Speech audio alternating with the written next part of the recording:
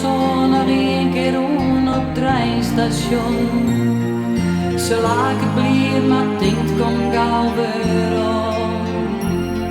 Ik zag hier heel wat jongens in de street.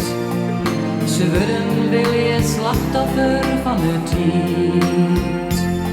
Dat zinloze geweld is ook een zware zaak.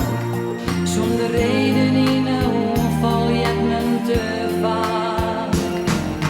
Vrijheid kimmen het keepje. Vrede had echt geen prijs. Doch zoet een uitkomst beste. Dus vraag geen al, genoeg verlies. Vrijheid mag men verdienen. Vrede, dat vol elk land. Als zelfs nou een beetje taai, dan hier is vraag niet bij oorlog aan.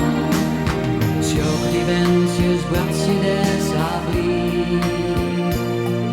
Maar hoe lang is er voor haar nog verdiend?